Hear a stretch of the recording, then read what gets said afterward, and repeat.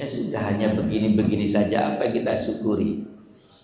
Kalau ada pertanyaan atau pernyataan seperti itu, mari kita tutup acara ini ya, terus kita rame-rame nongkrong di depannya IRD, Pak.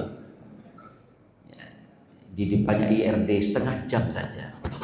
Nanti jenengan akan melihat orang keluar masuk itu, lalu jenengan pasti merasakan betapa indahnya, betapa bersyukur Pak, jazakallah khair, betapa bersyukurnya kita ini. Betul Pak ya? Kita ini di ruangan ini berkumpul sama-sama sehatnya Pak ya, sama-sama sehatnya. Saya pernah menyaksikan di RD itu Pak, di rumah sakit saya besuk teman sebelahnya itu Pak, nun saya Pak, tidak selesai ngapunten Pak, tidak selesai dengan tumor Pak. Jadi ini tumbuh, nanti ini dioperasi, mulai yang di sini tumbuh lagi Pak, terus. Jadi kita bersyukur itu bukan karena kita dapat arisan Bu ya. Kita bersyukur yang pertama karena kita masih diberi umur oleh Allah. Dan kita sadar enggak ya, tidak semua orang yang diberi umur sampai pagi hari ini bisa memanfaatkan umurnya untuk beribadah. Ada orang yang diberi umur tapi belum bisa memanfaatkan umurnya untuk ibadah. Betul Pak ya? Padahal apa kata Quran? Wa ma khalaqtul jinna wal insa illa liya'budun. Tidak aku ciptakan jin dan manusia kecuali untuk beribadah, untuk menghamba. Apapun bentuk aktivitas kita harus diniatkan menghamba kepada Allah. Bahkan tidur pun itu harus diniatkan dalam rangka beribadah kepada Allah. Makanya tidur ada doanya ya. Betul Pak ya? Apapun Pak, nun sewu, masuk ke toilet, ke tempat yang kotor, itu pun juga dalam rangka beribadah ya, semuanya. Sehingga ada doa-doa yang diajarkan oleh baginda Rasulullah Muhammad sallallahu alaihi wasallam. Itu hadirin sekalian. Yang kedua, kita ini sekarang bukan hanya beribadah hadirin sekalian, masuk atau berada di tempat yang sangat terhormat sekali. Saya pernah mungkin menyampaikan, dari semua dari semua sholat fardu yang kita kerjakan sehari semalam, ada berapa Bapak Ibu? 5 sholat fardu. Satu-satunya sholat yang namanya disebut di Al-Quran itu hanya sholat subuh. Hanya sholat subuh. Satu-satunya sholat fardu yang disebut di Al-Quran, nyata-nyata disebut di Al-Quran. Ada disebut dengan subha, ada dikatakan dengan fajar ya, itu kedua-duanya menerangkan tentang sholat subuh. Adapun dari sholat sunnah, napa mawon Pak? Sholat sunnah nih Pak. Rawatib, qobliyah dan ba'diyah sholat fardu, Pak, yang mengiringi sholat fardu. Terus napa malih Pak? Sholat duha, sholat istikharah, sholat macam-macam. Dari semua sholat sunnah itu Bapak Ibu, yang nyata-nyata namanya disebut di Al-Quran itu hanya sholat tahajud. Wa minal laili fatahajjat bi. Dari 7 hari waktu, hari yang kita lewati dalam sepekan, itu yang nyata-nyata disebut di Al-Quran namanya jelas, itu hanyalah hari ya ayyuhalladzina amanu idza nudiya lis-sholati min yaumil Jumat. Dan dari sekian bulan, dari 12 bulan yang kita lewati dalam 1 tahun, saya tidak nanyakan urutan bulan bagi, saya lama tidak nanyakan, takutnya nanti lupa ya. Saya juga ikut malu Pak, guru ikut malu kalau semua muridnya lupa Pak. Kalau hanya 1-2 murid yang lupa, ini berarti memang sering bolos ini Pak ya. Tapi kalau semua satu masjid lupa, ini berarti gurunya yang salah. Makanya tidak saya tanyakan Pak. Tapi dari 12 bulan dalam 1 tahun itu yang paling sering disebut di Al-Quran, yang satu-satunya yang disebut di Al-Quran adalah bulan Syahrul Ramadhan alladzi unzila fihil Quran. Itu hadirin sekalian, biar jenengan paham posisi mana yang harus kita muliakan. Lupa ini kan hari libur ya, tapi ini adalah hari pertama, Pak. Ya, kalau mereka itu tadi malam mereka itu mengatakan selamat berakhir pekan. Ya, karena mereka menganggap Ahad ini adalah hari terakhir, Pak. Senin itu hari pertama. Ya, kalau kita harus paham bahwa Ahad ini adalah hari pertama. Ya. Baik hadirin sekalian, pada pagi hari ini saya ingin melanjutkan cerita Sirah Nabawiyah. Dan sekarang ini Pak, kita akan bercerita tentang sesuatu yang menyedihkan ya. Namanya tragedi Bir Maunah. Napa Pak? Ini sepertinya perlu diingat jenengan, karena nanti ini larinya kemana-mana Pak ya, ada efek yang luar biasa. Bir Maunah, napa Pak? Boleh dilafalkan? Bir Maunah. Bir itu sumur ya, Maunah itu sebuah perkampungan. Di Bir Maunah ini terjadi pembantaian 70 penghafal Quran ya, yang akhirnya nanti melahirkan doa kunut itu ya. Bir Maunah ini hadirin sekalian sebuah tempat jaraknya 143 km dari Madinah, dan disitulah ada cerita utusan Rasulullah 70 penghafal Quran dibantai di Bir Maunah itu. Tapi kalau saya menceritakan Bir Maunah itu tidak mungkin kalau saya tidak menceritakan perang Uhud, karena itu efek dari perang Uhud, Pak. Kalau cerita perang Uhud tidak nyaman kalau kita tidak nyinggung perang Badar, karena perang Uhud itu pembalasan dari perang Badar. Jadi saya singgung sedikit-sedikit hadirin sekalian biar benang merahnya itu ketemu, Pak, nyambung ceritanya. Perang Badar itu terjadi di bulan Ramadan tahun kedua Hijriah. Saya ulangi, tahun kedua Hijriah. Jadi Rasul itu baru 2 tahun tinggal di Madinah, sudah terjadi perang Badar Kubro itu. Perang Badar yang dicatat dalam sejarah luar biasa. Perang Badar itu berhadapan umat Islam. Jumlahnya berapa Pak? Kaum muslimin Pak? Berapa Pak? Bapak hadir waktu itu? Enggak Pak ya? Samalah dengan saya, sama-sama baca sejarah Pak. Ya, 313. Ya, sedangkan kaum kafir Quraisy berjumlah 1000. Tadinya itu Pak 1300. Kalau saya bahasakan perang Badar ini adalah perang yang tidak direncanakan Pak. Karena Rasulullah itu berniat hanya menghadang kabilah dagang dari Abu Sofyan. Abu Sofyan itu membawa barang dagangan ke Syam, seperti yang sering saya ceritakan. Orang Arab itu, orang Mekah itu profesi utamanya adalah berdagang. Li'ilafi Quraisy ilafihim rihlah. Kebiasaan orang-orang Quraisy itu melakukan rihlah, perjalanan jauh, perjalanan panjang.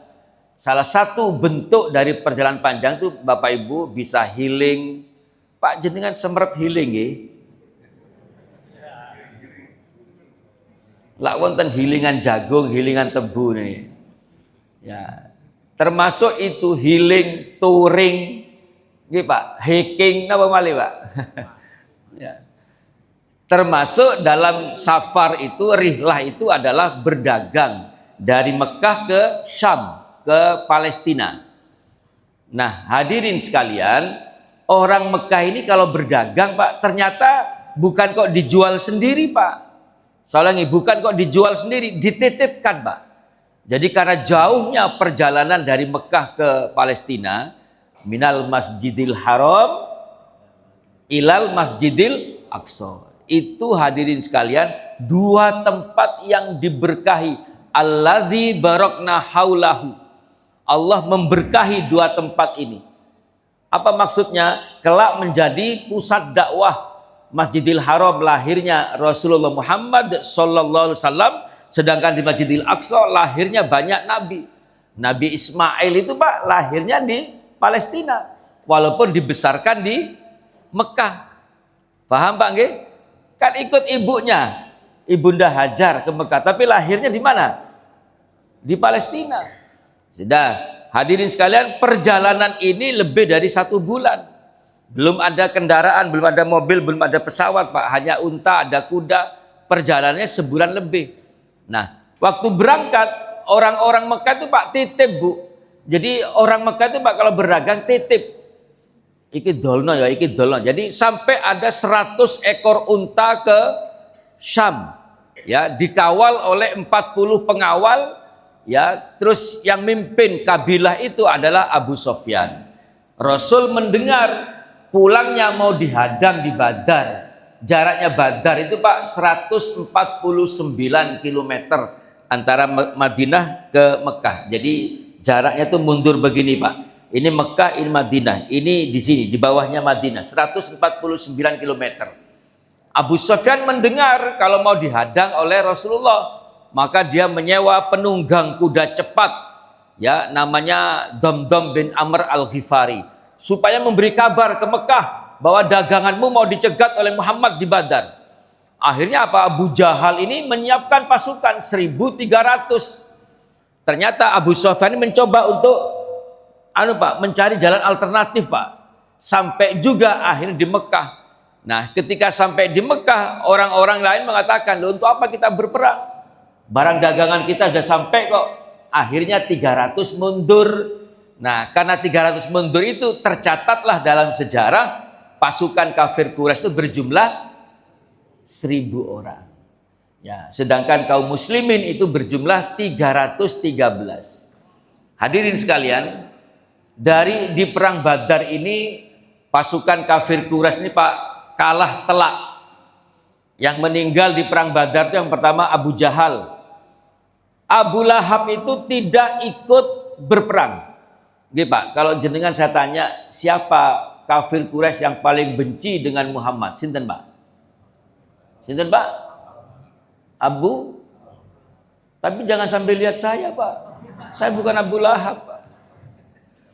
Abu Jahal, Abu Lahab, Abu Sofyan. Abu Jahal mati sebagai kesatria di perang Badar itu. Abu Lahab itu enggak ikut perang Pak. Dia nyewa orang dengan janji kalau mau mewakili dibebaskan utangnya. Mulai dulu sudah ada akal-akalan begitu Pak. Ya, Abu Lahab enggak ikut perang, tapi dia meninggal 7 hari setelah perang Badar. Pamannya Rasul, orang yang paling sayang dengan Rasul. Abu Lahab itu ketika Rasul lahir, Aminah binti Wahab, ibunya Rasul melahirkan Muhammad Rasulullah. Ya, Abu Lahab itu Pak sampai membebaskan budaknya yang bernama Suwaibah untuk menyusui Kanjeng Nabi. Dibebaskan budaknya demi agar dia bisa menyusui Kanjeng Nabi. Itu saking sayangnya pada Muhammad Rasulullah.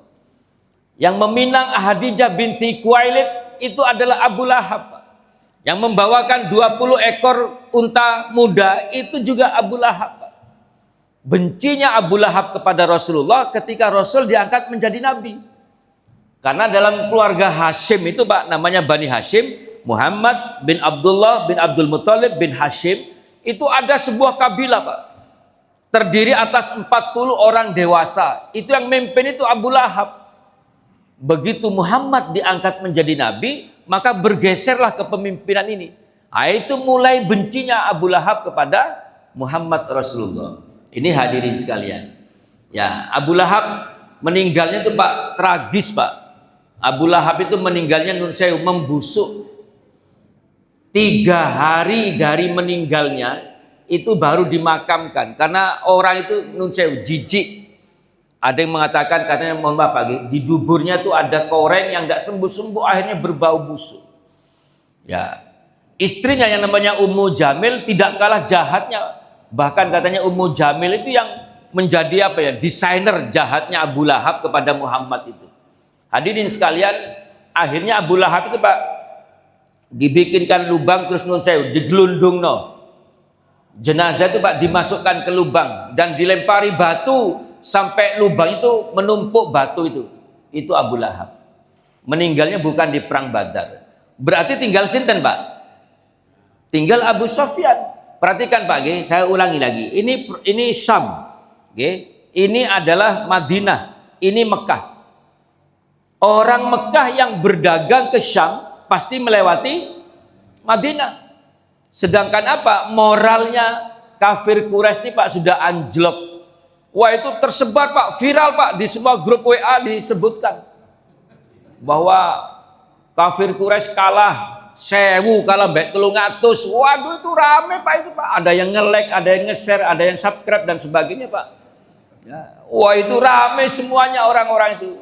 Sedangkan moralnya orang Madinah naik 313 ya berhadapan di perang terbuka menang. Akhirnya Pak Abu Sofyan ini keliling Pak karena tinggal dia tokohnya. Disampaikan kepada orang-orang Mekah kalau kita tidak menerabas ini mengambil kembali Madinah habis perdaganganmu nanti. Mau kemana?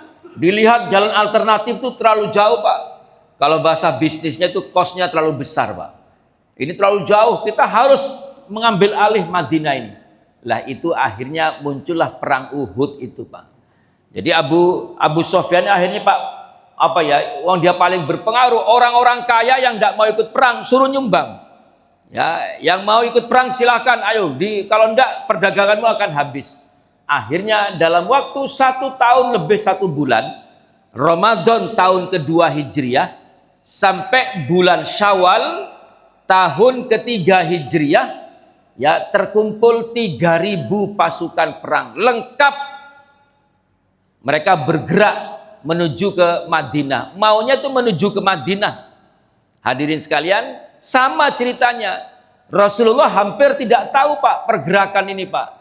Mekah Madinah itu Pak 445 km. 445 km Pak. Mekah Madinah itu. Yang memberitahu siapa? Pamannya Rasul. Yang belum masuk Islam, Abbas bin Abdul Muthalib itu ngirim utusan ke Mekah. Ya, walaupun dia belum Islam, tapi ya apa Muhammad niku keponakan. Bagaimanapun Muhammad itu adalah keponakan saya. Akhirnya Pak diutuslah penunggang kuda. Ya, akhirnya Rasul tahu kalau ada 3000 pasukan mau ke Madinah. Akhirnya rapat Rasulullah, mau dihadapi di mana ini? Di Madinah atau di luar Madinah? Ya, nun sewu Pak, ngapunten nggih. Orang-orang tua itu menghendaki di Madinah. Ya, kita ini menguasai medan kalau di Madinah. Nanti perempuan-perempuan itu bisa bantu. Maksudnya itu Pak bisa ngelempari dari loteng. Wong pasukan perang kok dilempari. Ya. Yang katanya anak muda-muda, loh kita kemarin di Badar perang terbuka menang kok. Kenapa kita harus melibatkan istri dan anak-anak kita? Kita hadapi di luar. Nah itu Pak, ada muncul kecewa. Namanya Abdullah bin Ubay. Karena pendapatnya tidak didengarkan, dikalahkan anak muda. Abdullah bin Ubay itu bawa 300 pasukan. Rasulullah membawa 700. Berarti semuanya berapa Pak?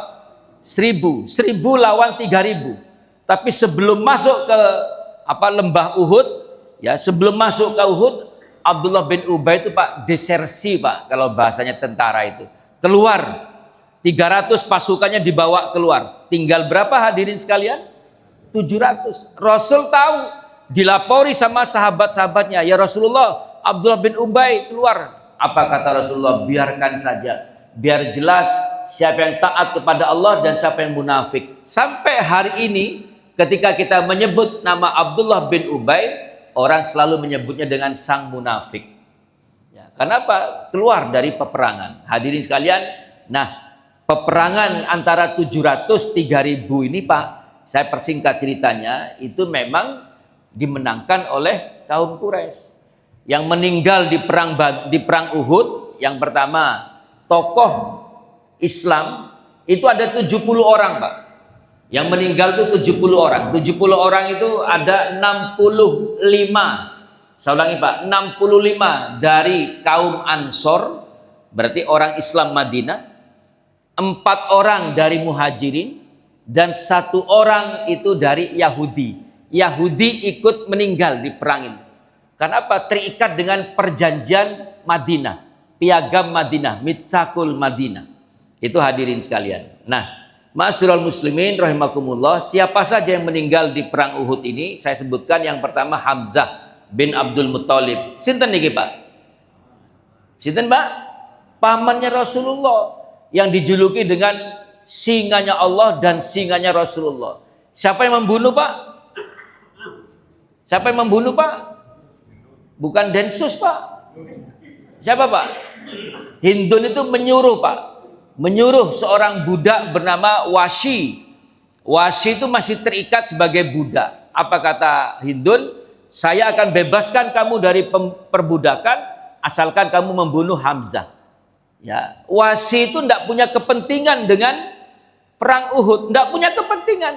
Ya, dia tidak ikut-ikut, tidak bela siapa-siapa. Dia kepentingan cuma satu, membunuh Hamzah. Kenapa? Tawaran dibebaskan dari perbudakan. Itu saja, Pak. Perbudakan itu, Pak, dengan karyawan, ngapunten, dengan pembantu rumah tangga jauh.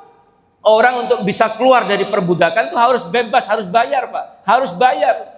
Orang boleh mengambil budak itu dengan dibayar kepada tuannya. Ya, kalau karyawan lain lagi, Pak, ceritanya, Pak. Ini hadirin sekalian. Nah, akhirnya, Pak, Washi itu ya hanya fokus dengan membunuh Hamzah ini, Pak. Akhirnya ditombak. Ya, bahkan diceritakan tuh Hamzah itu sempat melihat siapa yang menombak, yaitu Washi itu. Ya, setelah ditombak, dibunuh Hamzah ini, Pak, terus dilaporkan kepada Hindun. Nah, kenapa Hindun kok bencinya kepada perang Uhud? Hadirin sekalian, ada 3 keluarga dekatnya Hindun yang meninggal di perang Badar. Saya ulangi, ada 3. Yang pertama itu namanya Utbah bin Rabi'ah. Ini bapaknya Hindun, Pak. Saya ulangi, bapaknya Hindun. Yang kedua Syaibah bin Rabi'ah. Itu saudaranya Utbah. Berarti sinten, Pak? Pamannya Hindun. Dan yang ketiga itu Al-Walid bin Utbah. Anaknya Pak Utbah, sama dengan Hindun, sama-sama anaknya Pak Utbah. Berarti sinten, Pak? Saudaranya. Makanya dia marah betul. Sehingga di perang Uhud dia menyewa pembunuh bayaran itu, hadirin sekalian. Setelah dibunuh dilaporkan pada Hindun. Manggil sinten kita panggil? Bos, apa, Pak? Sudah saya bunuh Hamzah. Mana? Dilihat. Ya, itulah, Pak, bedanya bapak-bapak sama emak-emak, Pak. Ya, kalau Hamzah, Hindun, siapa? Washi tinggal membunuh saja. Emak-emak tidak bisa, Pak. Dibelah itu, Pak, dadanya Hamzah itu. Dibelah, jantung yang menggantung itu, Pak, dipotong, Pak, dimakan, Pak. Ya, dikira enak. Terus setelah itu dilepeh. Itu Hindun, saking marahnya. Rasulullah melihat jenazahnya Hamzah itu menangis. Menangis. Ya, bahasa Jawa itu begini, Pak. Ya dipateni gak apa-apa, tapi ojo ngene iki. Ya. Hadirin sekalian, suatu saat ketika Rasulullah ini menaklukkan kota Mekah tahun 8 Hijriah, Bapak boleh buka di YouTube itu apa? Namanya Fathu Mekah. Penaklukan kota Mekah. 10.000 pasukan muslim datang ke Mekah. Ya, Washi sudah masuk Islam, Pak. Washi itu tidak tahu kalau yang dibunuh kemarin waktu perang Uhud itu orang penting. Ya. Washi mendengar kalau Rasul masuk ke kota Mekah dengan 10.000 pasukan. Ya, Pak Nun Sewu, ada yang pernah melihat YouTube-nya, Pak? Apa yang dikatakan oleh panglima perang di depan itu? Yang masuk masjid aman. Terus napa malih, Pak? Yang masuk rumah Abu Sofyan aman. Itu ada sejarahnya, Pak. Jadi ketika 10.000 pasukan ini mau masuk ke Mekah, Bu, ya, Abu Sofyan ini mau masuk Islam. Tapi bingung, ya apa cara menyampaikan ke Muhammad. Ini pasukan 10.000 ini. Abu Sufyan ini kan kepala suku. Akhirnya, Pak, siapa yang berangkat? Pamannya Rasul lagi, Pak. Abbas bin Abdul Muthalib nyegat di tengah jalan. Muhammad, Abu Sufyan ini mau masuk Islam. Tapi bagaimana caranya agar dia tidak dipermalukan? Akhirnya itu, Pak, pasukan perang itu Rasulullah itu menyebut itu, Pak. Yang masuk masjid aman. Yang masuk rumah Abu Sufyan aman. Terangkat, Pak, namanya Abu Sufyan itu masuk Islam tapi tidak dipermalukan. Itulah cara Islam, hadirin sekalian. Nah, Washi istrinya tidak berani muncul, Pak. Ngutus istrinya, suruh ngomong ke Rasulullah. Ya Rasulullah, kalau ada orang membunuh lalu dia bertaubat, apakah diampuni oleh Allah? Oh iya, kata Rasulullah, kalau dia bersungguh-sungguh akan diampuni. Terus balik ketemu sama suaminya, Mas, jari Kanjeng Nabi sampan diampuni. Sampan mau cerita nih aku gak? Nek cerita aku sih jemane, aku iki mari mateni pamane. Loh, enggak cerita. Wis balik takok maneh. Ya, akhirnya diceritakan, ya Rasulullah, yang saya ceritakan tadi itu Wahsy ya Rasul. Wah, itu sudah berubah Rasulullah. Sampai Rasul mengatakan, aku maafkan Wahsy, tapi jangan lagi wajahnya ditampakkan di depanku. Karena apa? Setiap melihat Wahsy, Rasul itu ingat jenazahnya Hamzah. Tapi Wahsy, hadirin sekalian, itu telah membalas kesalahannya dengan membunuh nabi palsu. Di zaman Rasulullah ada seorang nabi palsu namanya Musailamah, itu menghadap ke Rasul, Pak, dari kota Yamamah. Nanti ada perang Yamamah, Pak, namanya, Pak.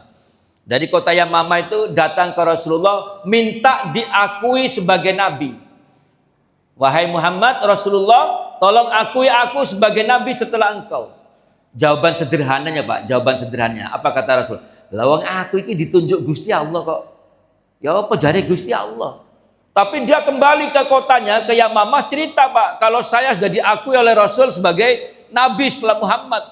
Sudah selesai, setelah dilanjutkan pemerintahan oleh Abu Bakar As-Siddiq, ya, Musailamah ini pengikutnya semakin banyak, Pak.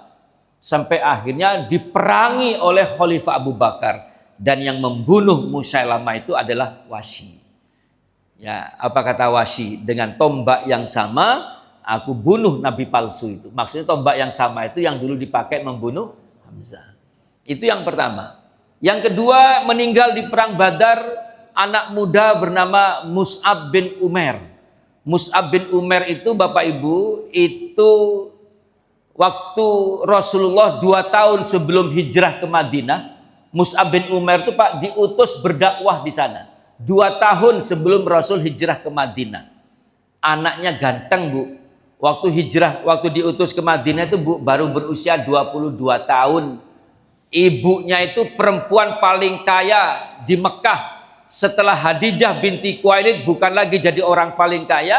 Ibunya Mus'ab itu, Pak, bernama Hasnah binti Malik, itu orang paling kaya. Tapi setelah jadi masuk Islam, waduh, tidak direken sama ibunya. Waktu belum masuk Islam, Pak, apa katanya? Tidak ada pemuda yang bajunya sehalus Mus'ab bin Umair, saking kayanya. Bapak Ibu bisa bayangkan itu, wis sugih ganteng, kados sinten, Bu? Raffi Ahmad, Bu, sinten, Bu? Ya, wis sugih enom, umurnya tuh kira-kira 22 tahun, Pak. Bahkan katanya orang-orang Mekah itu kalau Mus'ab bin Umair tuh lewat, Pak, ya, lewat di depan gang sini, Pak, ya, lewat, itu orangnya sudah nggak ada, Pak. Parfumnya itu masih tercium semerbak. Saking mahalnya, Pak. Saya kan pernah bilang, bukan sinyong-nyong yang 5.000 per mili itu, Pak. Semerp sinyong-nyong, ya. Wah, itu kalau disemprotkan jin demit genderuwo itu datang semua, Pak, itu. Ya. Ini Mus'ab bin Umair itu meninggal di perang Uhud. Ya, dia pemegang panji bendera perang. Ya, ditebas tangan kanan, dirangkul dengan tangan kirinya, ditebas tangan kiri, dipeluk dengan pundaknya, dengan punggungnya, ditombak dari belakang. Apa kata Rasulullah setelah perang selesai? Rasul berdiri di samping jenazahnya Mus'ab bin Umair.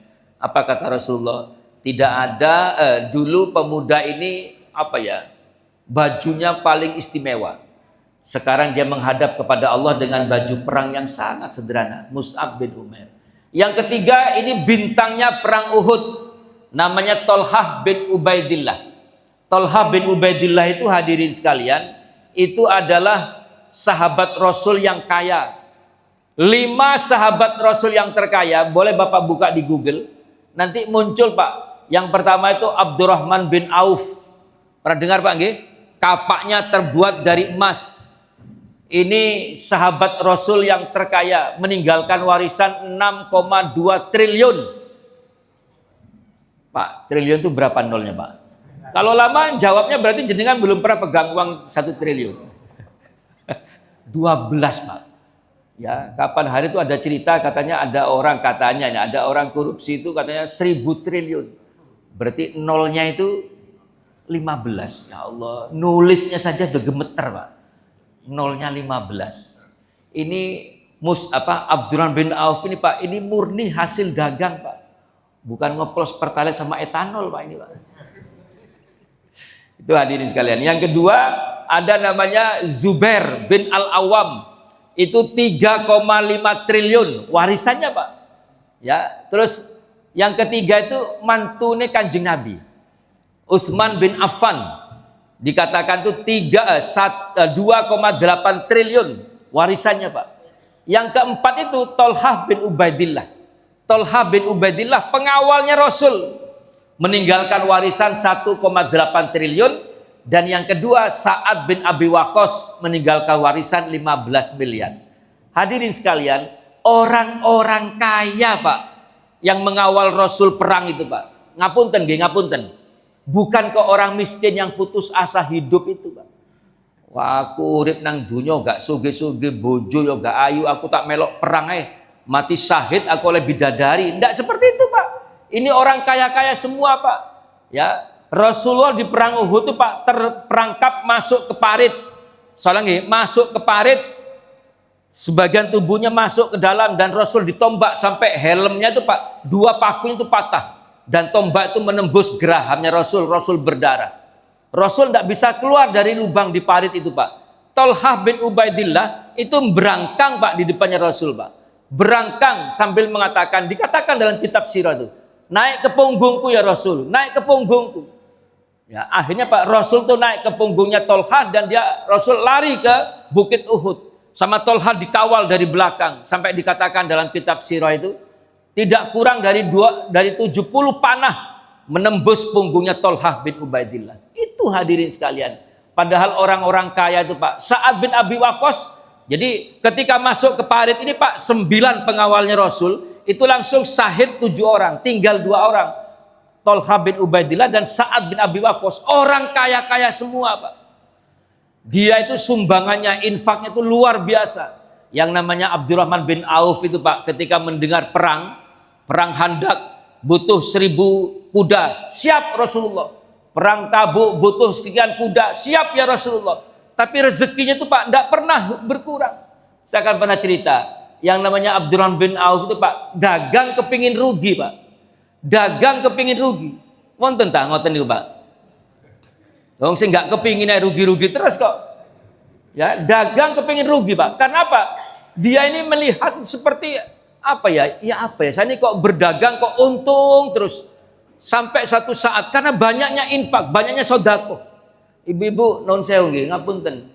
Saya tuh bersyukur dan apa ya melihat ibu-ibu ini repot dengan apa nih Bu ya? Hari ini apa nih Bu ya? Saya mohon maaf Bu, saya tidak sarapan di sini Bu. Saya habis ini langsung karena harus ada acara lagi, Mak. Ya, ibu akan diganti oleh Allah. Sudahlah, siapapun yang repot mengurusi rumahnya Allah ini akan diganti. Dan gantinya itu Allah yang maha pandai mengganti amal ibadah hambanya. Jangan minta ganti kepada orang. Ya, kalau dibantu sama orang itu baik, disimpan semuanya.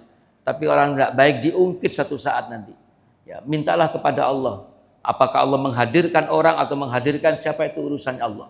Abdurrahman bin Auf itu Pak, saking banyaknya infak sedekahnya sampai oleh Allah itu Pak seperti dagang itu tidak pernah rugi Pak. Suatu saat dia kepingin rugi Pak.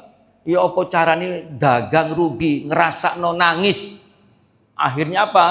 Ketika ditinggal perang, kebun-kebun kurma itu Pak, kurmanya membusuk.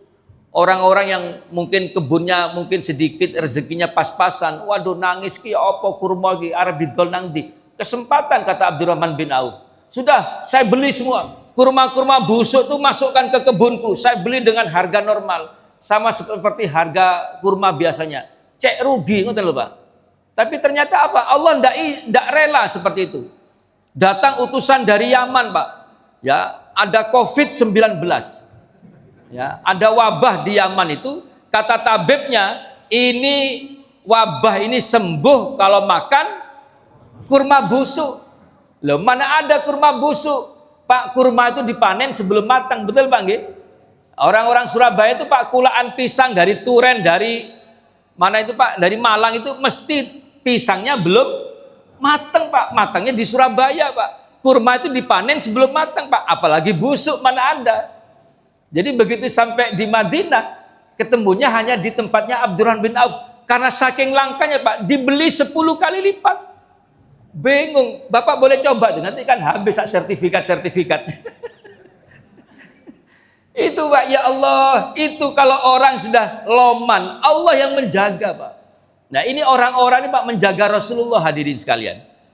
Sampai pada akhirnya ya Rasulullah lari ke Bukit Uhud, ini Abu Sufyan ini teriak, darah dibalas dengan darah. Pertanyaan saya hadirin sekalian, kalau kita mau jujur mengatakan perang Uhud ini kaum muslim ini kalah pemenang Pak? Kalah. Ya, walaupun moralnya oleh Allah sempat diangkat. Besoknya itu Pak, ya setelah sholat di Masjid Nabawi, Rasulullah diperintahkan oleh Allah setelah sholat duha supaya mereka mengejar kembali. Supaya mengejar. Yang tidak ikut perang Uhud tidak usah ikut. Akhirnya Pak, orang yang masih berdarah-darah, yang masih sakit itu berangkat Pak. Nah, orang kan berpikirnya tidak mungkin ini pasukan perang yang kemarin. Loh, sudah bermalam kok, mesti bala bantuan datang semua. Akhirnya Pak Abu Sufyan itu mengutus mata-mata, dikira itu pasukannya bertambah. Ternyata tidak. Tapi Abu Sufyan disarankan supaya segera pulang ke Mekah. Nah, itu sedikit naik moralnya. Tapi hadirin sekalian, orang-orang di Madinah yang tidak suka dengan Rasulullah, kelompoknya Abdullah bin Ubay, kelompoknya Yahudi, itu ngece Pak. Ngece, karena memang faktanya memang kalah. Di Madinah itu Pak bukan orang Islam semua. 3 kelompok di Madinah itu. Yang pertama kaum muslimin. Kaum muslimin itu Ansor dan Muhajirin. Yang kedua kelompoknya Abdullah bin Ubay bin Salul. Yang ketiga itu kelompoknya Yahudi Pak. Ada 3 suku Yahudi ada di Madinah itu. Yang pertama saya urut dari yang paling atas Pak. Paling atas itu paling utara Pak. Ini Bani Nadir. Itu perbatasan Madinah dengan utaranya. Yang kedua di tengah-tengah kota Madinah ada namanya Bani Koiniko. Nanti setelah ini saya ceritakan Pak pada bab berikutnya. Pengusiran Bani orang-orang Yahudi itu. Terus yang ketiga Bani Huraidzah. Itu di paling selatan Pak. Ini Pak ada dan mereka itu memantau umat Islam. Ikut perang juga enggak, tapi kalau kalah DC. Lah ini mulai Pak. Setelah perang Uhud selesai, mereka ini mulai ngece Pak. Kalau ada orang Islam lewat itu disindir Pak. Ayo kalah yo, kalah yo. Akhirnya Rasulullah ini mulai mengambil sikap supaya mereka itu diberantas. Ya, karena mereka mulai berani Pak. Ya, mulai muncul seperti benih-benih gerakan pemberontakan. Akhirnya Rasul mengutus sahabat-sahabatnya untuk menyelesaikan ini. Makanya di kitab sirah itu ada cerita tentang ekspedisi Abu Salamah. Ya, ekspedisi Abu Salamah. Kalau ada nama Abu Salamah, Pak, itu pasti bukan nama aslinya, Pak. Kalau Abu Salamah berarti dia punya anak bernama Salamah. Ummu Salamah itu berarti nama aslinya itu bukan nama aslinya. Dia punya anak bernama Abu Salamah itu meninggal. Ummu Salamah dinikahi oleh Rasulullah. Jadi cerita-cerita istri Rasul itu seperti itu. Ya, Bani Nadir itu ketuanya adalah Huyai. Huyai kalah di perang Khaybar, ya. Huyai meninggal, anaknya dinikahi oleh Rasulullah. Sofia binti Huyai. Ya, itu hadirin sekalian. Baik. Abu Salamah diperintahkan oleh Rasulullah untuk memberantas pemberontakan. Pemberontakan yang dipimpin oleh Sa'ad bin Huzaimah selesai hanya dengan 150 pasukan perang. Setelah itu diutus lagi namanya Abdullah bin Unais menyelesaikan pemberontakan yang dipimpin oleh Khalid bin Sofyan. Selesai semuanya. Sampai akhirnya hadirin sekalian di bulan Safar itu bulan keberapa Pak? Ini jawabannya tidak sama nih, berarti gurunya yang salah Pak ini Pak. Muharram Pak, refresh. Muharram cuma 1 bulan Pak. Nggih Bu, Muharram, Safar. Bapak jangan merendahkan diri begitu Pak, saya jadi tidak enak Pak. Kalau hafal bilang hafal, kalau enggak bilang enggak. Muharram, Safar, Rabiul Awal, Rabiul Akhir, Rabiul Awal ini Pak, kalau saudara saya di seberang sana bilangnya Len Molot Pak. Ya, karena apa? Di Rabiul Awal itu ada tanggal kelahirannya Rasul. Saya ulangi Pak nggih. Muharram, Safar, Rabiul Awal, Rabiul Akhir, Jumadil Awal, Jumadil Akhir, Rajab, Sya'ban, Ramadan, Syawal, Dzulqa'dah, Dzulhijjah. Pak, ngapunten nggih, ngapunten. Dulu kan sudah saya ajari gini loh, Pak. Ya, ibaratnya ada 3 orang di samping kiri, masih ingat Bu nggih? 3 orang di sebelah kanan. Padahal ini Bu sudah saya ibaratkan dengan nama. Karena saya tahu jamaah kita ini ada bapak-bapak, ibu-ibu. Saya ibaratkan dengan nama laki-laki, nama perempuan, Pak. Jadi kalau bapak-bapak biar ingat ibu-ibunya, ibu-ibu biar ingat bapak-bapaknya. Ya. Yang kanan ini namanya Musa, Roro, Juju. Sinten, Pak? Musa, Roro, Juju, 3 orang. Yang sebelah kanan Rosa, Dudu. Ya. Yang kiri Musa, Roro, Juju. Musa niku sinten? Muharram, Safar. Terus Roronya Rabiul Awal, Rabiul Akhir. Jujunya Jumadil Awal, Jumadil Akhir. Rosa, Dudu. Rosa pertama sinten? Pak, tidak usah dibayangkan kemana-mana, Pak. Ini nama bulan. Rosa pertama sinten? Rajab, Sya'ban. Rosa kedua Ramadan, Syawal. Dudunya Dzulqa'dah, Dzulhijjah. Pun nggih dibaleni. Ya, memang kalau murid di bawah umur 25 tahun agak susah, Bapak Ibu. Yang salah itu gurunya. Tidak apa-apa. Ini sudah takdir saya kok, Pak, sudah. Hadirin sekalian, pun nggih. Nah, di bulan Safar, hadirin sekalian, ada kepala suku bernama Abu Bara. Ini Pak, fokus ceritanya Pak. Abu Bara. Abu Bara ini nama aslinya Amr bin Malik. Mereka ini ketua suku Bani Amir di Najd. Ada sebuah kota di Najd. Najd. Najd ini Pak, ada 2 suku yang paling kuat di situ. Namanya suku Amir, ketuanya Abu Bara ini. Dan ada lagi namanya suku Sulaim. Jenengan boleh ingat Pak, suku Sulaim ini yang jahat, Pak. Suku Sulaim ini ketuanya Amr bin At-Tufail. Hadirin sekalian, Abu Bara ini datang ke Madinah menemui Kanjeng Nabi. Apa kata Abu Bara? Ya Rasulullah, Islam itu sudah masuk ke kotaku ya Rasul, ke Najd. Tapi aku tidak bisa berdakwah tentang Islam. Kata Rasulullah, loh, kenapa tidak kamu saja yang masuk Islam? Jangan Rasul, aku ini kepala suku. Tidak enak Rasul. Tapi aku mohon utuslah pendakwah-pendakwahmu ke Najd. Ya, utuslah pendakwahmu ke Najd biar mereka bisa berdakwah tentang Islam di sana. Maksudnya Abu Bara, nanti saya masuk Islam di sana ya Rasul. Jangan di sini. Saya ini kepala suku. Mulai dulu Pak cerita itu ada.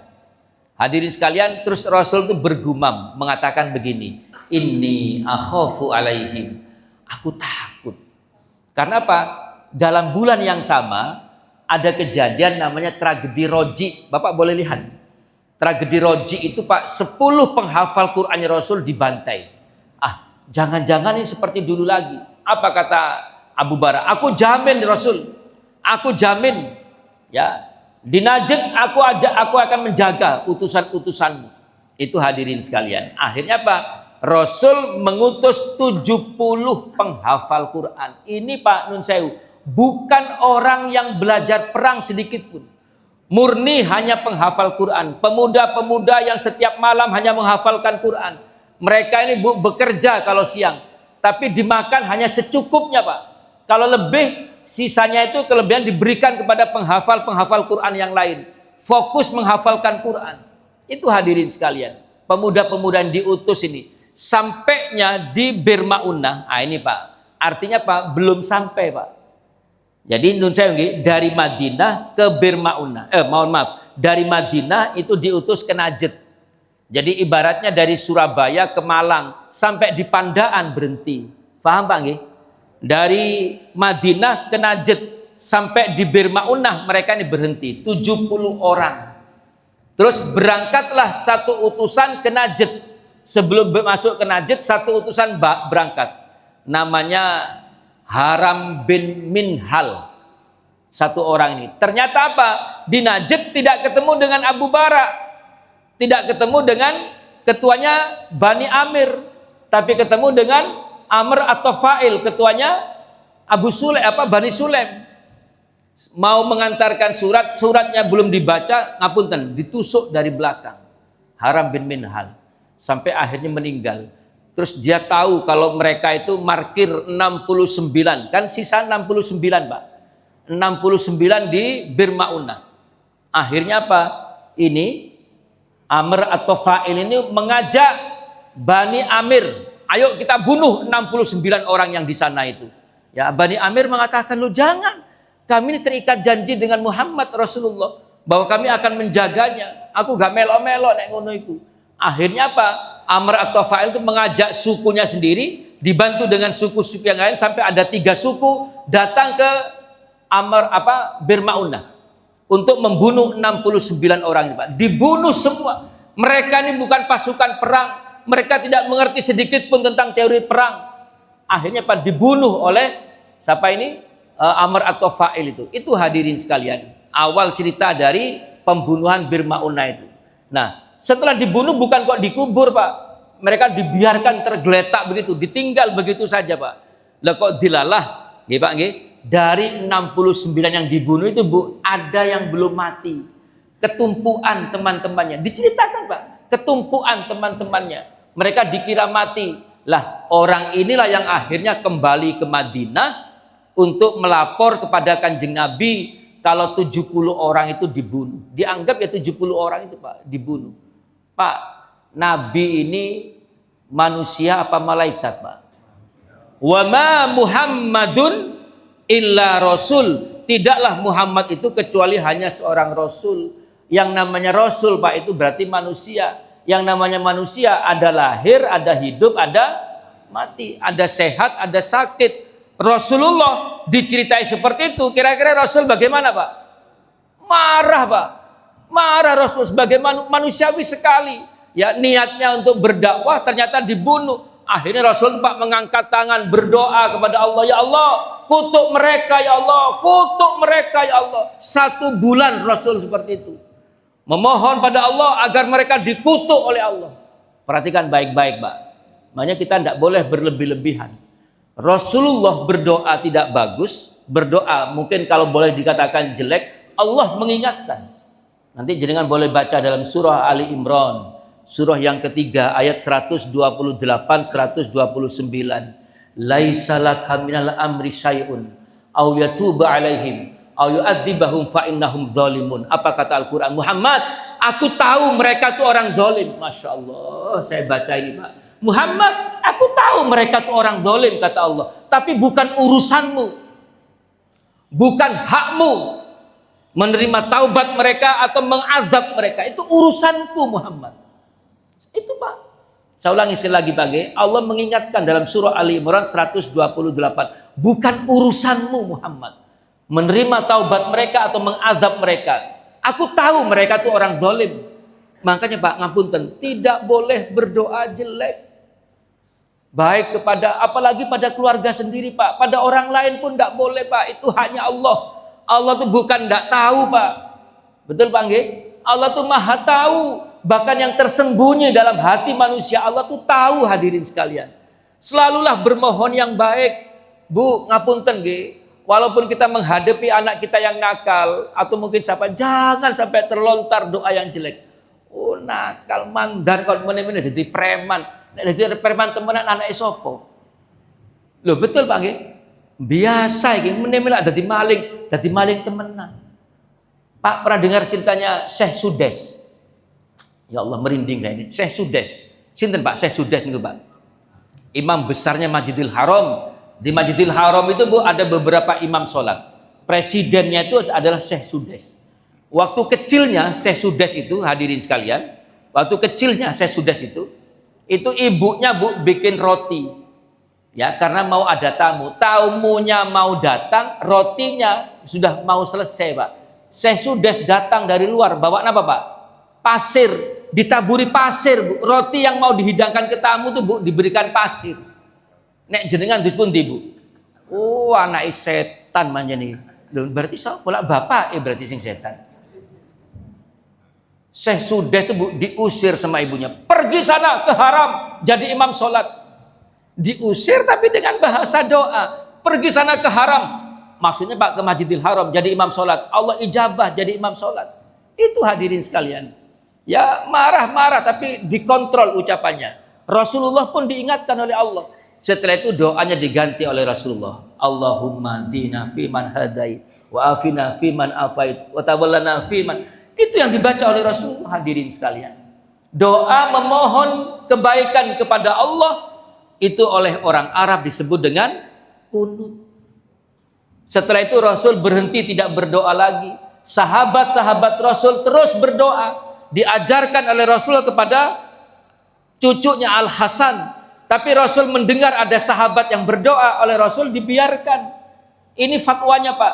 Jadi ketika ada orang sholatnya menggunakan kunut, karena mereka mengambil dasar bahwa apa? Rasulullah tidak melarang. Sahabat itu berdoa menggunakan kunut, dibiarkan Rasulullah. Bahkan Rasul mengajarkan kepada cucunya. Adapun orang yang sholat subuh tidak pakai kunut, karena Rasul tidak berdoa lagi. Imam Ahmad bin Hambal mengambil cerita yang lain Pak. Bahwa Rasulullah pernah berkunut. Dan kunutnya Rasul itu disampaikan ketika apa? Ada peristiwa yang luar biasa, peristiwa yang penting, peristiwa yang heboh, yang membutuhkan pertolongan secara langsung dari Allah. Nah, peristiwa penting yang membutuhkan pertolongan dari Allah itu Pak disebut dengan nazilah. Sehingga apa? Semua masjid, saya katakan, semua masjid, baik yang subuhnya pakai kunut maupun yang tidak pakai kunut, pasti pernah membaca kunut nazilah. Betul Pak Nggih? Pak, jenengan pagi tadi pakai kunut, setiap hari pakai kunut. Suatu saat jenengan safar, terus berhenti di sebuah masjid yang tidak pakai kunut, bisa tidak Pak? Ada orang yang setiap hari tidak pakai kunut. Setelah itu safar berhenti di masjid yang pakai kunut, bisa tidak Pak? Selesai Pak. Jadi PR kita itu bukan masalah kunut, selesai. Mbah-mbah kita itu sudah menyelesaikan semuanya itu. Betul Pak Nggih? Tapi bagi yang mereka menggunakan kunut, hadirin sekalian, mereka tuh harus yakin bahwa pilihan menggunakan kunut itu merupakan pilihan yang terbaik. Harus yakin Pak, tidak boleh ragu-ragu. Yang menggunakan kunut itu harus yakin bahwa membaca kunut ketika sholat subuh itu adalah yang terbaik. Walaupun tidak harus ikut menyalahkan yang tidak pakai kunut. Betul Pak Nggih? Yang tidak pakai kunut juga demikian. Harus yakin bahwa itu pilihan yang terbaik tanpa harus menyalahkan yang pakai kunut. PR kita tuh Pak justru yang lebih penting, nun saya Pak, sekarang itu justru malah yang memberantas kesyirikan itu Pak. Sekarang ini Pak ada bisnis sandalnya Rasul. Loh, mencium sandalnya Rasul. Loh, wonten Pak. Silakan. Di sini Pak rame Pak, saya simpen Pak di Stargap. Pokoknya yang aneh-aneh saya simpen Pak. Mencium bisnis, loh ada HTM-nya Pak. Ada harga tiket masuknya Pak. Jadi untuk itu harus antri, mencium sandalnya Rasul, mencium rambutnya Rasul, mencium gamisnya Rasul, sampai antri-antri Pak. Saya seandainya ada di Surabaya Pak, mungkin juga ikut antri Pak. Saya hanya ingin tahu mereknya Pak. Merek sandal itu apa? Apa Swallow, apa Lili, apa Bata? Mas, tahu Lili Mas? Lah, enggak tahu. Kalau di bawah 50 tahun enggak tahu. Lili ini saking plastik nih Pak Nggih. Ya. Saya kepingin tahu Pak, kalau memang ada di Surabaya kepingin antri ikut saya. Bu, bukan kok ingin mencium, ingin tahu mereknya. Lawang Rasul tuh di Mekah, kok isok sandalnya sampai kentir sampai nang Surabaya sampai nang Jakarta. Loh, banyak hadirin. Itu Pak, ada yang sekarang ini Pak Nun saya panggil, ada yang botol-botol 600 ml itu Pak Nun saya panggil diidoni. Saya kemarin itu menyaksikan itu. Ya saya tidak cerita siapa namanya. Habib itu berdiri di atas panggung begini. Orang-orang tuh nyiapkan botol-botol Pak. Disembur-sembur. Itu jadi harga luar biasa. Kalau udah selesai acara Bu, namanya kotak infak itu Bu, dibongkar. Itu semakin banyaknya. Sampai nyewa anak kecil-kecil untuk menghitung uang itu Pak. Itu yang perlu kita selesaikan hadirin sekalian. Kalau masalah kunut itu sudah selesai Pak. Yang mau menggunakan silakan, yang tidak juga silakan. Dan mereka sama-sama punya dasar. Ya, itu hadirin sekalian. Habib yang katanya duriat Nabi, duriat Rasul. Saya ingin sampaikan sekali lagi Pak. Dulu pernah saya sampaikan. Rasulullah itu punya anak laki itu 3 Pak. Ya, 2 orang dari Khadijah binti Khuwailid, 1 orang dari Maria Al-Qiftiyah. 2 orang dari Khadijah binti Khuwailid itu hadirin sekalian, yang pertama bernama Qasim. Qasim itu anaknya Khadijah yang pertama, laki-laki. Terus anak lagi yang ke-6 itu namanya Abdullah.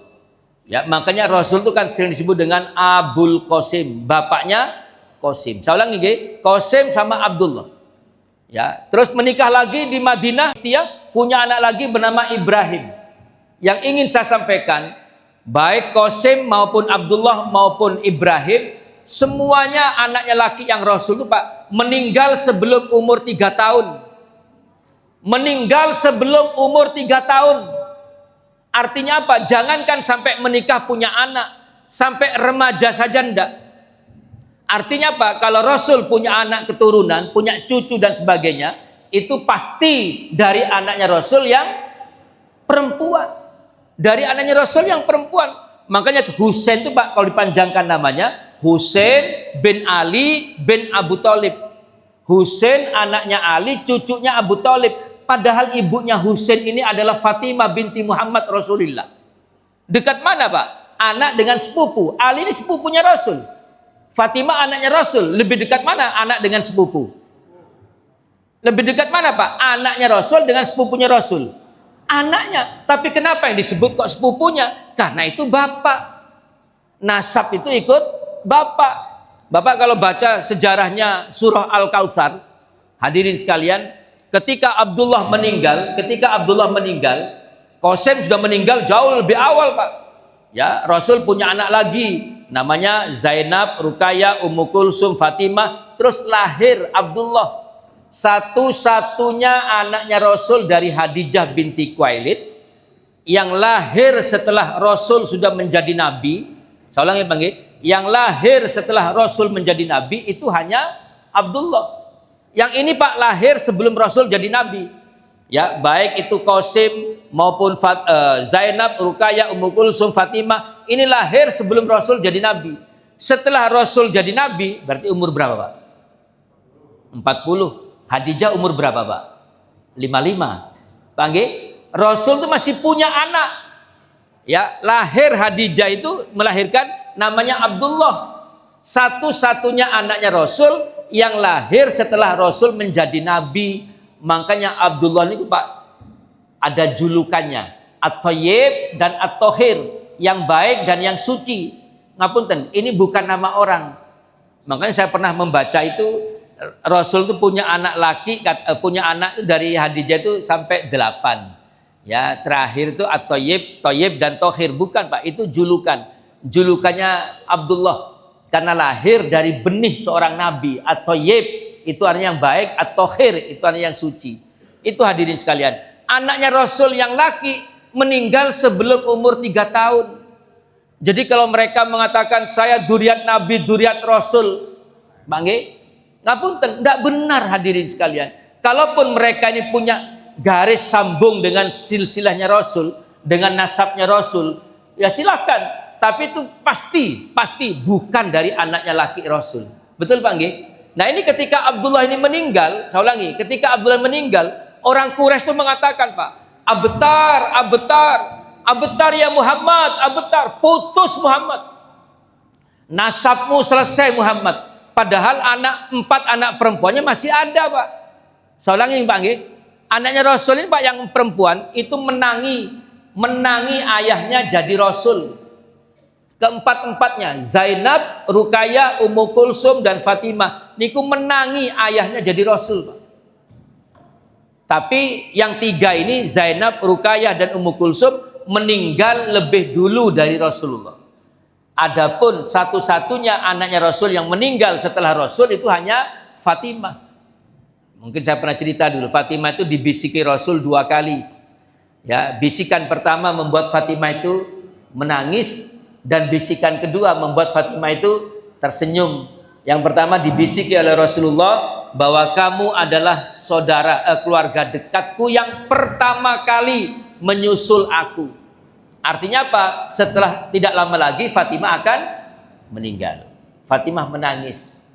Yang kedua, Fatimah tersenyum setelah dibisiki oleh Rasulullah, ya, bahwa kamu akan menjadi pemimpin wanita di surga. Nah, itu baru Fatimah tersenyum.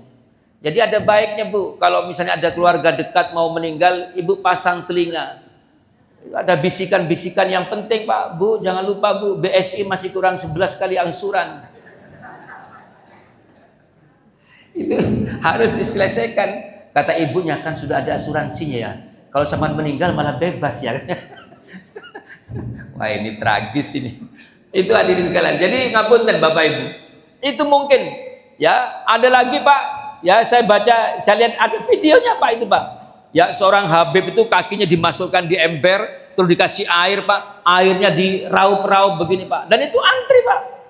Ada yang sekarang yang bisnis Habib itu Pak Nun Sewu. Pak Prabowo kan sudah pernah menyampaikan ya.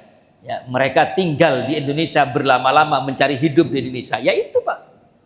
Mereka tinggal di Indonesia berlama-lama untuk mencari makan di Indonesia. Ya, mereka ini bisnis kuburan Pak. Kuburan itu diberikan bunga macam-macam, indah sekali Pak. Ya, dan ada nun saya Pak, ada combenya Pak yang mengajarkan tamu-tamu itu bagaimana bersikap di kuburan itu.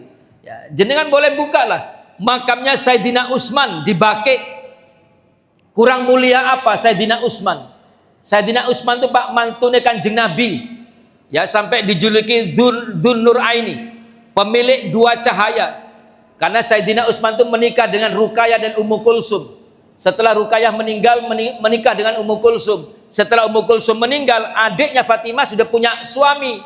Apa kata Rasulullah? Seandainya aku masih punya anak perempuan lagi, aku nikahkan juga dengan Utsman. Sampai sekarang Pak, sampai sekarang kita ngaji nih Pak, di Madinah itu masih ada rekening bank atas nama Utsman bin Affan. Sampai sekarang hadirin sekalian. Itu meninggal di makam Baqi. Jadi kan silakan, enggak usah ke Baqi Pak, bisa dilihat di sini Pak. Makam Sayyidina Utsman di Baqi. Nanti ada batu Pak.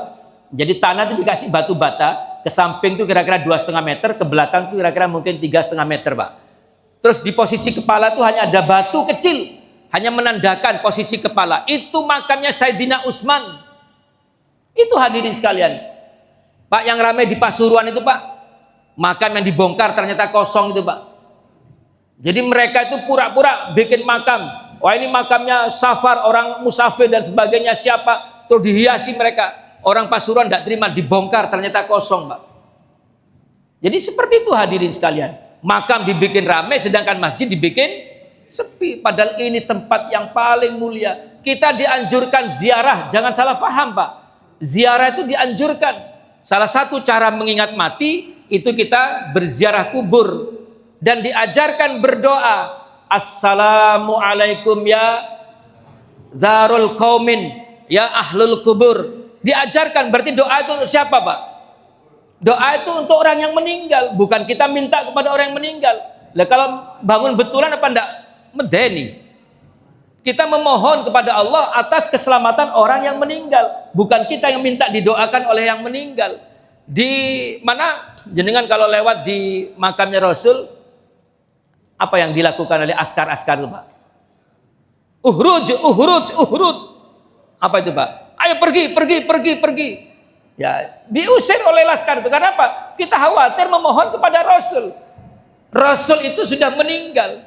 Kita bermohon untuk Allah kepada Rasulullah agar Rasulullah diberikan, walaupun mungkin Rasul tidak membutuhkan, tapi cara kita bersalawat kepada Rasulullah. Ya, innallaha wa malaikatahu yusholluna 'alan nabi ya ayyuhalladzina amanu shollu alaihi wasallimu taslima. Itu hadirin sekalian. Jadi pada pagi hari ini saya ingin menyampaikan fenomena-fenomena itu, dan saya sampaikan hadirin sekalian, marilah kita bertauhid yang benar di hadapan Allah. Karena sesungguhnya saya pernah menyampaikan, insya Allah semua yang hadir di majelis ini, insya Allah masuk surga. Nah ini Pak, baru amin serentak itu setelah diiming-imingi surga Pak. Ya. Insya Allah masuk surga. Hanya syaratnya 2 Pak. Jangan syirik kepada Allah dan jangan melakukan dosa besar. Syirik ini perbuatan yang paling dibenci oleh Allah. Karena apa? Syirik itu berarti melawan Allah.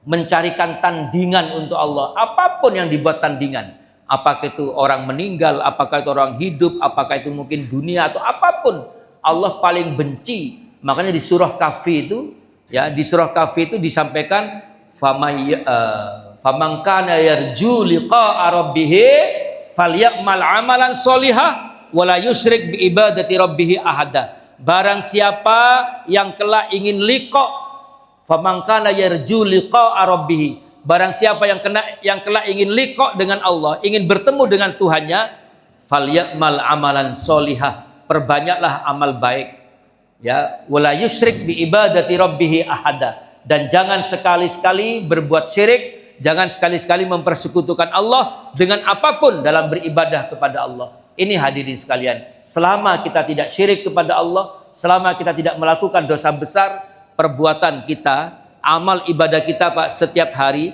itu sudah cukup untuk menghapus dosa kecil. Saya ulangi, sudah cukup menghapus dosa kecil. Perjalanan jenengan dari rumah ke masjid ini sampai pulang kembali itu menghapus dosa kecil Pak. Seorang laki-laki pergi meninggalkan rumah bekerja mencari nafkah, itu pun juga menghapus dosa kecil.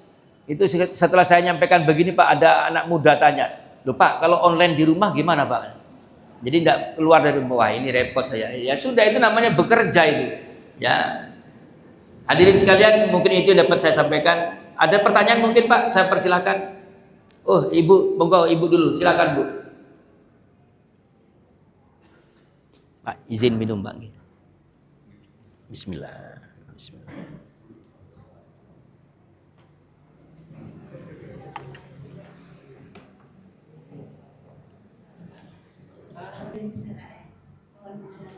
Ketika Rasulullah pulang dari Taif, dulu pernah saya sampaikan, Rasul itu tahun 8 kenabian, itu karena tahun 10 kenabian, itu karena pamannya meninggal, istrinya juga meninggal, pilar dakwahnya hilang, maka Rasul diusir dari kota Mekah. Rasul berdakwah ke Taif. Ternyata di Taif itu Rasulullah tidak mendapatkan satupun pengikut. Akhirnya Rasul pulang, Rasul dilempari batu sampai berdarah-darah. Ya, Rasul singgah di sebuah perkampungan, berdoa. Malaikat Jibril datang menawarkan, kalau engkau berkenan, bukit ini akan ditimpakan pada orang Taif. Doanya Rasul, Bu, ya Allah, mungkin memang dakwahku yang kurang bagus, mungkin cara berdakwahku yang kurang bagus. Aku tetap bermohon kepada Engkau ya Allah, agar kelak ada laki-laki maupun perempuan dari Taif yang memeluk agama Islam. Tetap doanya itu baik. Kalau ini kan Rasul mungkin saya pikir manusiawi sekali Pak, berniat mengajarkan tapi ternyata dibantai. Itu pun masih diingatkan oleh Allah. Jadi serahkan kepada Allah Bu. Allah yang lebih tahu hadirin sekalian. Mohon maaf sekali. Bapak Ibu dengar cerita Sibolga nih Pak. Banjir yang luar biasa nih Pak. Ya, Bapak Ibu boleh menghubungkan dengan meninggalnya seorang mahasiswa yatim yang dibunuh di mana? Di masjid itu Pak. Di dalam masjid Pak. Ada anak yatim Pak, mahasiswa. Dia nggak bisa bayar kos. Dia akhirnya keluar dari tempat kosnya. Sementara mencari tempat kos, dia tinggal di masjid Pak. Hanya semalam Pak. Jam 3 pagi ketahuan sama marbotnya. Diusir. Karena marbotnya sendirian dan sudah tua, ya tidak ngatasi, ngajak teman-temannya Pak, disiksa di masjid sampai meninggal. Saya tidak mengatakan bahwa itu balasan dari orang ini, Allahu a'lam. Tapi tetap kita tidak boleh berdoa jelek, serahkan kepada Allah. Allah Maha tahu. Ya. Saya yakin keluarganya mungkin berdoa tidak bagus, tapi silakan. Tapi Rasul berdoa diingatkan oleh Allah. Itu sejarahnya. Bahkan di ayat yang ke-129 itu, walillahi ma fis samawati wa ma fil ard yaghfiru liman yasha wa yu'adzibu man yasha wallahu ghafurur rahim. Sesungguhnya milik Allah apa yang ada di langit dan di bumi. Yaghfiru liman yasha, Allah yang berhak mengampuni siapa yang akan diampuni oleh Allah. Wa yu'adzibu man yasha, dan hanya Allah yang berhak mengazab siapa yang akan diazab oleh Allah, bukan manusia. Itu hadirin sekalian. Kita memohon pada Allah, tetap memohon yang baik. Ya, karena Allah itu lebih tahu Bu. Kadang-kadang kejelekan itu Allah hadirkan di hadapan kita agar kita ini tangguh Pak. Agar kita, cobaan-cobaan yang dihadirkan oleh Allah itu bukan untuk menyiksa kita, agar kita ini kuat menghadapi berbagai macam cobaan agar kita ini tangguh daripada terus dilulu begitu jatuh sedikit langsung. Betul Bu nggih? Ngoten Bu nggih? Ya, ada yang lain Pak? Saya persilakan. Ya Pak. Assalamualaikum warahmatullahi wabarakatuh. Waalaikumsalam. Ustaz tadi disampaikan bahwa ada dua kota yang diberikan Allah, kota Mekah dan Palestina. Nah, tapi Ustaz sampai detik ini untuk di kota Palestina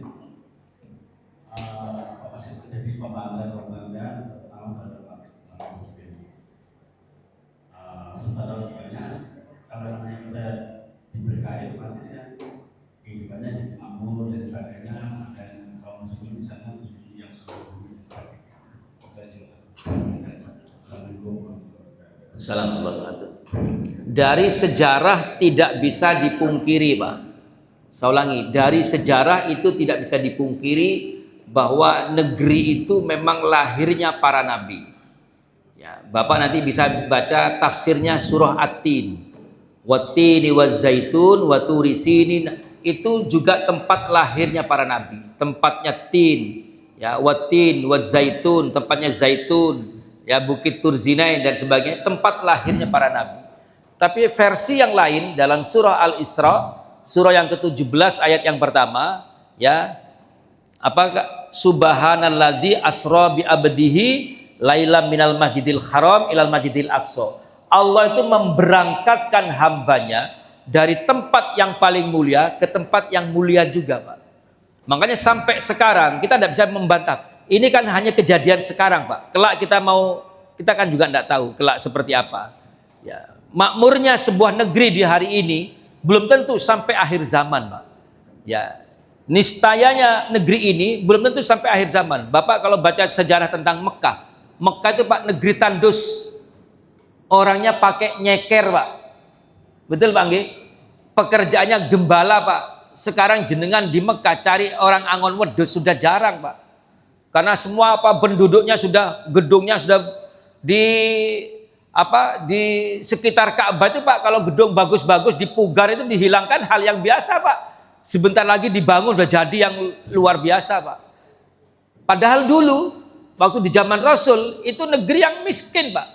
Negeri yang miskin Pak.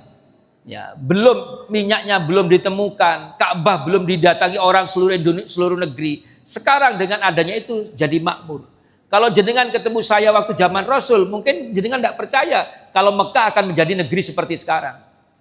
Kira-kira begitu Pak nggih. Jadi jangan melihat sekarangnya Pak. Tapi yang pertama sejarah mengatakan bahwa dua negeri itu dimuliakan, diberkahi oleh Allah. Ya. Versinya Ustadz Abdul Somad itu. Ya, Ustaz Abdul Somad itu tanya ke gurunya, Syekh, kenapa Palestina itu kok seperti itu? Apa kata Syekhnya? Seandainya Palestina itu tidak seperti sekarang, tugasmu sudah selesai, sudah nggak ada PR. Justru ini yang akhirnya membangunkan persaudaraan, membangunkan ukhuwah, ya dengan Palestina ini Pak. Ngoten kira-kira Pak nggih, Allah a'lam. Ada yang lain Pak? Atau dia mau tanya menunya apa hari ini? Nah, ini tidak bisa jawab Pak ya. Saya rasa itu Bu, sekali lagi saya sampaikan pada ibu-ibu yang mungkin repot pada pagi hari ini, teruslah, jangan merasa lelah. Allah yang akan mengganti semuanya. Kepada takmir, pengurus masjid, DKM dan semuanya, teruslah makmurkan masjid. Ya, karena salah satu hamba yang kelak dinaungi oleh Allah di alam barzah itu adalah orang-orang yang tertaut dengan masjid. Jangankan di dalam masjid, di luar masjid pun, ya, di luar masjid pun itu masih ingat dengan masjid. Saya dipindah hari ini Pak, jadwal saya digeser karena saya kemarin ke Banjarmasin. Tanggal 13 sampai 16. Saya mendampingi lomba masjid se-Indonesia. Ya, kami ada di Al-Jihad. Bapak boleh lihat Al-Jihad Banjarmasin. Di Al-Jihad itu makmurnya luar biasa. Masjid itu Pak terang benderang Pak. Hampir setiap selesai sholat fardu itu ada sholat jenazah di Al-Jihad Banjarmasin. Hampir setiap selesai sholat fardu dilanjutkan dengan sholat jenazah. Seperti di mana Pak? Di Mekah, Madinah. Karena orang percaya dengan Al-Jihad. Orang yang meninggal rumahnya 200 km, Pak. Bayangkan 200 km dari Al-Jihad itu wasiatnya minta dirawat di Al-Jihad. Ambulannya 5, Pak. Dari yang 5 itu 3 ini Al-Fat, Pak. Ambulannya Al-Fat. Mungkin, Pak, mungkin waktu hidup dia berwasiat. Uripku aku gak seneng. Aku gak pernah numpak Al-Fat. Menin-menin aku mati tumpah no Al-Fat. Kira-kira mungkin begitu, Pak. Ya, saking percayanya, Pak. 6,5 juta, Pak, paket perawatan jenazah. Mulai dijemput, dirawat, dimakamkan itu 6,5 juta. Kalau Ahad begini, Bu, ya DKM-nya itu takmirnya, Bu, nyiapkan 1.500 bubur. 1.500, Pak. Ya. Kalau ada kajian begini, Pak, rata-rata itu 500 sampai 1.000 orang. Setiap rawatib itu, Pak, sholatnya itu, Pak, 500 sampai 1.000 orang, bahkan lebih. Kalau Ahad itu datang orang banyak. Itu hadirin sekalian. Ya, kalau masjidnya sepi, pahala dari Allah mungkin juga sedikit. Tapi kalau semakin banyak orang yang menikmati acara seperti ini, Pak, semakin banyak pahala bagi DKM. Betul, Pak? Ya, jangan pernah merasa lelah. Ya, teruslah. Dan bagi yang belum, ayo tawarkan ke masjid. Apa yang belum, apa yang bisa dibantu. Karena semuanya akan diganti oleh Allah Subhanahu wa taala. Terima kasih. Kita akhiri nanti dengan sholat duha 2 rakaat, hadirin sekalian. Oke, mudah-mudahan semuanya diijabah oleh Allah. Terima kasih. Kita dengan tahmid dan kafaratul majlis. Alhamdulillahirabbil alamin. Subhanakallahumma wa bihamdika asyhadu an la ilaha illa anta astaghfiruka wa atubu ilaik. Wassalamualaikum warahmatullahi wabarakatuh.